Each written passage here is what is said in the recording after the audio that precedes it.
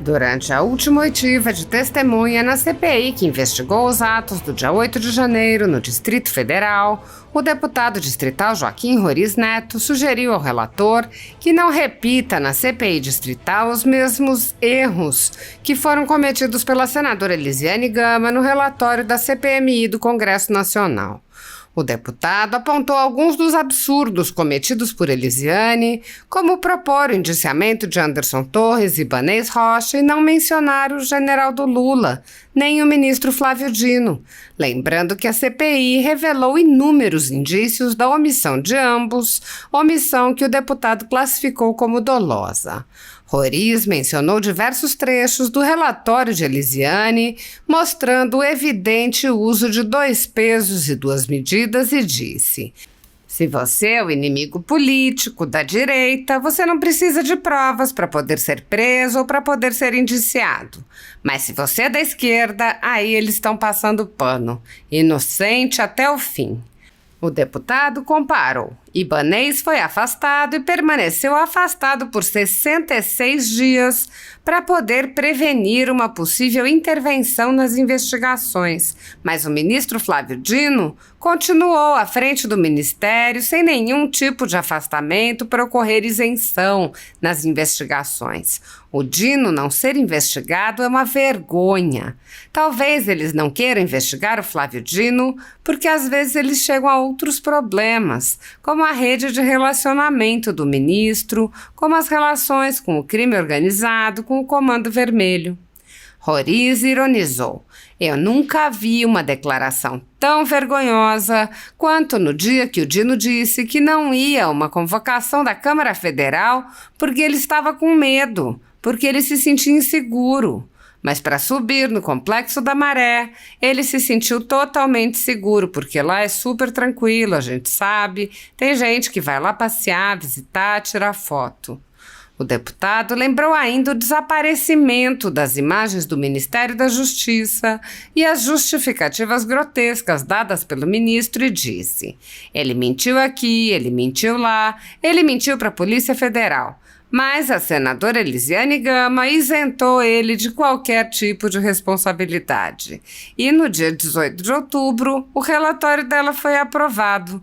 Eu vou falar uma coisa: esse relatório da Elisiane Gama e lixo é a mesma coisa. Roriz afirmou: ela está achando que a gente está aí nos anos 2000 ainda, onde a informação é divulgada de forma centralizada, onde não existem redes sociais, onde não existem blogueiros, não existe Instagram, Facebook, TikTok, onde não existe câmera de TV, câmera para o povo poder apurar os fatos. Ela esquece que a gente está em 2023. O relatório dela é a coisa mais incoerente e insensata que eu já li na minha vida. E não é à toa que o Flávio Dino quer tanto passar o PL da censura. Não é à toa, ele já conseguiu tirar o povo da rua, ele botou medo e agora ele quer fazer as pessoas não poderem falar o que pensam nas redes sociais. O deputado relatou que houve recomendações para não falar de Dino e contou: dizem, imagina se esse homem vira ministro do STF, você vai ser perseguido.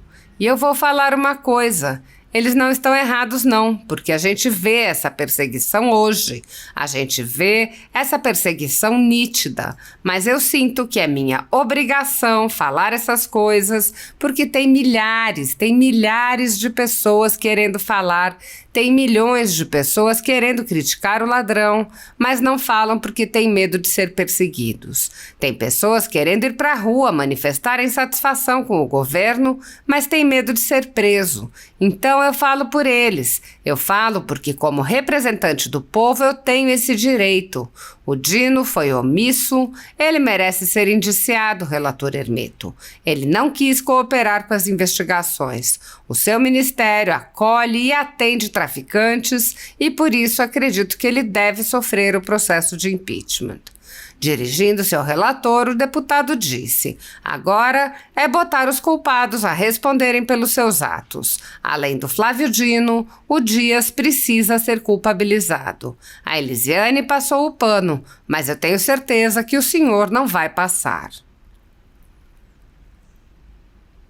A ditadura da toga segue firme. O Brasil tem hoje presos políticos e jornais, parlamentares e influenciadores censurados. A Folha Política tem toda a sua receita gerada desde 1º de julho de 2021, confiscada por uma canetada do ministro Luiz Felipe Salomão, ex-corregedor do TSE, com aplauso e o respaldo dos ministros Luiz Roberto Barroso, Alexandre de Moraes e Edson Fachin.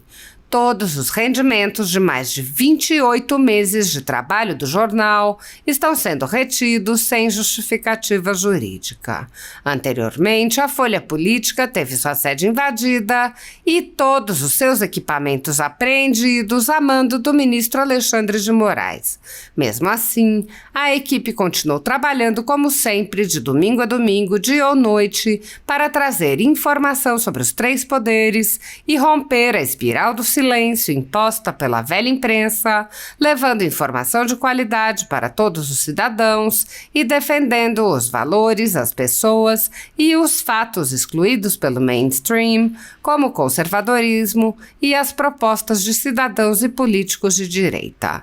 Se você apoia o trabalho da Folha Política e pode ajudar a evitar que o jornal seja fechado, pela ausência de recursos para manter sua estrutura, cumprir seus compromissos financeiros e pagar seus colaboradores, doe qualquer valor à empresa Raposo Fernandes por meio do Pix, cujo QR Code está visível na tela, ou por meio do código ajude@folhapolitica.org. Caso não utilize Pix, há a opção de transferência bancária para a conta da empresa Raposo Fernandes, disponível na descrição deste vídeo e no comentário fixado no topo. A Folha Política atua quebrando barreiras do monopólio da informação há mais de 10 anos e, com sua ajuda, poderá se manter firme e continuar a exercer o seu trabalho. Pix ajude@folhapolitica.org. Assista. Antes de qualquer coisa, gostaria de agradecer a Deus, agradecer os demais parlamentares, membros dessa CPI, a imprensa, as pessoas que estão acompanhando a gente na Câmara Distrital e agradecer a presença do senhor Coronel Leitão por estar aqui hoje. E eu também gostaria de iniciar a minha fala parabenizando o deputado Hermeto pela sua fala em relação ao seu relatório, falando que ela vai ser imparcial, que ela vai ser coesa, que ela vai ser coerente e que não vai ter achismo. Eu fiquei muito feliz com isso. Hoje é uma oitiva muito especial, porque é a nossa última oitiva, presidente Chico. E depois de 9 meses de abertura dessa CPI, eu gostaria de recordar alguns fatos em relação à minha atuação durante esses meses. No dia 9 de janeiro, a gente já estava tendo as discussões aqui dentro, as discussões nos nossos grupos de deputado, e eu era favorável a uma investigação. Quando havia um acordo para a escolha da presidência e da relatoria, eu fui o primeiro a afirmar minha preocupação em termos de não ter um membro da esquerda em um desses cargos. Os membros da CPI lembram desse dia. Porque eu falei que a gente precisava ter isenção e a gente precisava ter imparcialidade. Da mesma forma que ia ser prejudicial ter 2 pessoas da direita, relator e presidente nessa CPI, ia ser prejudicial ter 2 pessoas da esquerda. A gente precisava mostrar para a população que a gente não estava tomando partido. Eu defendi desde o primeiro dia essa visão ampla, deixando de lado as paixões políticas, deixando de lado as ideologias. E eu pedi imediatamente, eu fiz o primeiro pedido da convocação do Anderson Torres, que era ministro do Bolsonaro, presidente do meu partido. Asseverou que nesse dia recebeu ligação no período matutino de Saulo Cunha, então diretor interino da ABIN, que relatou sobre a possibilidade de intensificação das manifestações que iam ocorrer. Nova ligação foi feita posteriormente às 1h30, confirmando a intensificação das manifestações. Em outro trecho diz, ou seja, era de conhecimento dos integrantes do GSI, de que havia riscos concretos de atentado à integridade física de pessoas e de bens públicos. Porém, Quanto à atuação do ministro-chefe Marcos Edson Gonçalves Dias, não se pode igualar a sua conduta àquelas de seus subordinados acima indiciados, já que efetivamente no cargo havia apenas 7 dias, ao passo de que seus inferiores hierárquicos eram evidentemente conhecedores de informações. Assim, ausente do dolo na conduta de Gonçalves Dias, não vislumbramos possibilidade de responsabilização do agente pelos referidos delitos. Mas agora começam as contradições. Em outro trecho, a senadora traz os elementos que falam da culpabilização do governador do Distrito Federal, Ibanez Rocha. Ela fala: de posse das informações repassadas pela Secretaria de Polícia Legislativa do Senado, o presidente do Senado entrou em contato com o governador Ibanez Rocha, transmitindo a apreensão da Polícia Legislativa quanto à possibilidade de ocorrência de atos antidemocráticos, especialmente contra o Senado Federal, igual o G. Dias recebeu. Ibanez, no entanto, garantiu que não teríamos problema e que todas as forças estariam nas ruas. Ibanez Rocha, portanto, tinha pleno conhecimento do risco de ações violentas, que, conforme ampliamente sabido, o efetivo das forças de segurança do dia 8 de janeiro foi reduzido e ainda mais se consideravam os inúmeros avisos de atos violentos que iriam ocorrer, da mesma forma que o G. Dias foi avisado em inúmeras ocasiões.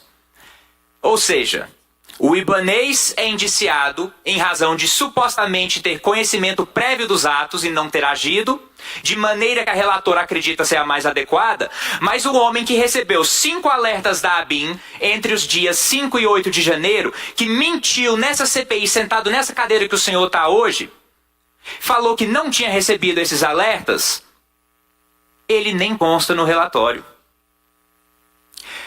Um dos elementos para anistiar a conduta do G. Dias, de acordo com a senadora, é que ele só teve 7 dias para poder organizar e que não teve transição. Mas como o pastor Daniel de Castro mostrou claramente aqui, houve transição sim.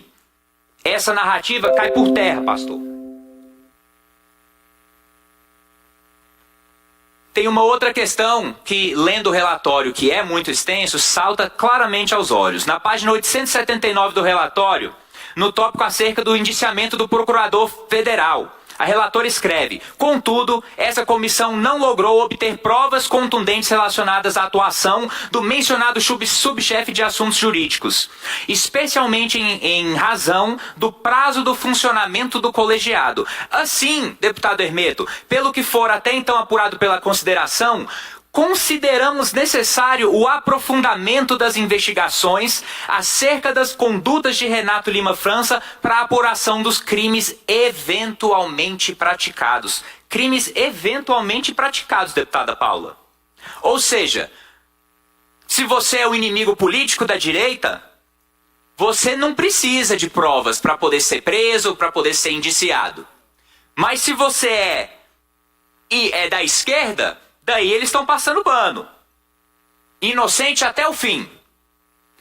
E por fim, eu queria falar do que está escrito na página 480 do relatório da senadora. Em 30 de novembro foi realizado no Senado da Comissão de Transparência, Governança e Fiscalização uma audiência com deputados, senadores, influenciadores e lideranças de extrema direita que fizeram ataques aos poderes e ao presidente eleito. Foi uma proposta que durou 11 horas com 140 mil pessoas assistindo, 40 parlamentares, etc, etc. E falam de algumas pessoas que participaram dessa reunião, presidente Chico. Uma delas, o Bernardo Custer. Mas acontece que o senhor Bernardo Custer estava viajando em lua de mel no dia 30 de novembro, a data que ocorreu esse evento. E a senadora, quando percebeu o seu erro, não sei se ela fez de forma mal feita ou se foi de má fé, mas ela anunciou a retirada do relatório a menção do Bernardo Custer. Se o relatório da senadora Elisiane Gama teve tantos erros básicos, primários, gritantes, como que a gente vai confiar num relatório desse? Não tem como. Hoje é o último dia das oitivas. E como o próprio relator falou, as convicções dele já estão formadas, com todo respeito ao senhor, coronel. Existiam pessoas que a gente precisava escutar muito mais do que o senhor. Porque eu escutei as perguntas feitas por todos os membros dessa CPI aqui e não houve nada esclarecedor, nada que tanto eu quanto os outros parlamentares já sabiam. E eu tô falando do ministro Flávio Dino. Da mesma forma que Ibanez estava à frente, Flávio Dino estava à frente de toda a operação dessa crise. Mas o mais curioso, e eu vou continuar falando, eu já falei em outras reuniões, eu vou falar de novo. Ibanez foi afastado e permaneceu afastado por 66 dias para poder prevenir uma possível intervenção nas investigações, mas o ministro Flávio Dino continuou na frente do ministério, sem nenhum tipo de afastamento para ocorrer isenção nas investigações, deputado Thiago Manzoni. O Dino não ser investigado é uma vergonha. É uma vergonha ele não estar sendo investigado. Mas talvez, igual o pastor Daniel de Castro falou, talvez eles não queiram investigar o Flávio Dino porque às vezes eles chegam a outros problemas. Como a rede de relacionamento do ministro. Como as relações com o crime organizado, com o Comando Vermelho. Todos têm me perguntado insistentemente. E eu tenho me perguntado insistentemente. Quem não deve, não teme. O que o Dino e seus protetores têm para esconder? Eu nunca vi uma declaração tão vergonhosa quanto no dia que o Dino disse que não ia ir numa convocação da Câmara Federal porque ele estava com medo, porque ele se sentia inseguro. Mas para subir no Complexo da Maré, ele se sentiu totalmente seguro. Porque lá é super tranquilo, a gente sabe. Né? Tem gente que vai lá passear, visitar, tirar foto. Não é assim? É assim. Mas para ir para a Câmara Federal ele estava com medo. E hoje eu torço para que os representantes na Câmara Federal tenham coragem e assinem o pedido de impeachment do Flávio Dino, que nesse exato momento já conta com 48 assinaturas. Passaram 10 meses nessa CPI e tem muita coisa que a gente ainda não esclareceu. É muito vergonhoso.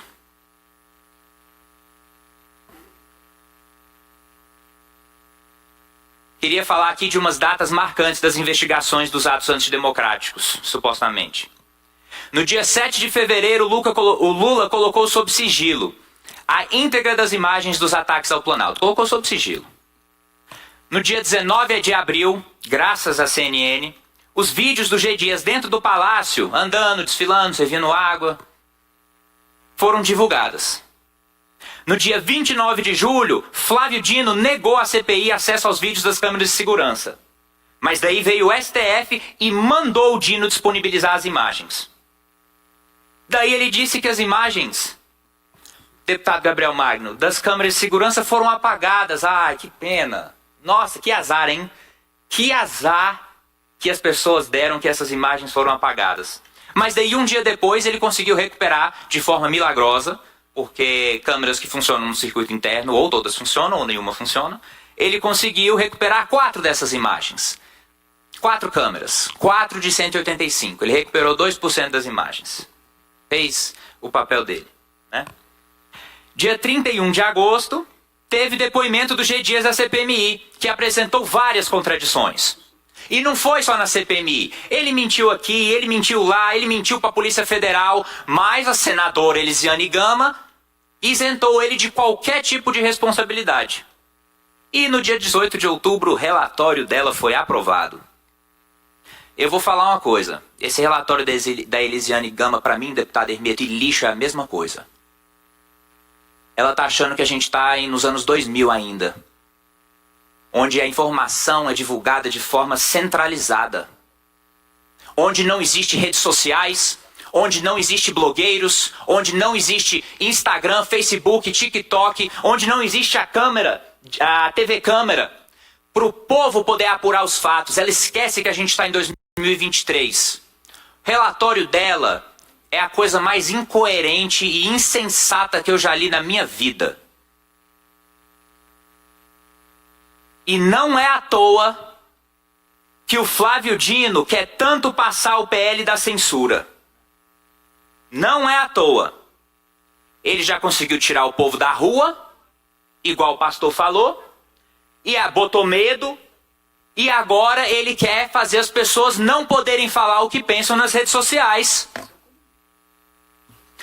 Já chegaram pessoas para mim, coronel, próximas minhas, amigos, colegas, aqui da casa e até parentes. Falaram, Joaquim, vai com calma, não fala tanto do Dino não. Já falaram isso pra você? Já? Não fala tanto do Dino não. Imagina se esse homem vira ministro do STF. Você vai ser perseguido. E eu vou falar uma coisa, eles não estão errados não. Porque a gente vê essa perseguição hoje. A gente vê essa perseguição nítida. Mas eu sinto que é minha obrigação falar essas coisas. Porque tem milhares de pessoas querendo falar. Tem milhões de pessoas querendo criticar o ladrão. Mas não falam. Porque tem medo de ser perseguido. Tem pessoas querendo ir pra rua manifestar a dissatisfação com o governo, mas tem medo de ser preso. Então eu falo por eles. Eu falo porque como representante do povo, eu tenho esse direito. O Dino foi omisso, ele merece ser indiciado, relator Hermeto. Ele não quis cooperar com as investigações. O seu ministério acolhe e atende traficantes e por isso acredito que ele deve sofrer o processo de impeachment. Saiu uma pesquisa da Datafolha em setembro mostrando que a pasta dele é a pasta mais incompetente do governo federal. A maior taxa de dissatisfação, falando que o maior problema do país é a segurança pública. 17% dos entrevistados falaram isso. E 71% dos entrevistados falaram que se sentem inseguros. E eu falo ainda mais, eu tenho certeza que ele não atendeu o convite para poder estar aqui nessa oitiva, porque ele sabia que se ele tivesse sentado nessa cadeira que o senhor está aí hoje, ele ia ser desmascarado e ele ia passar muita vergonha.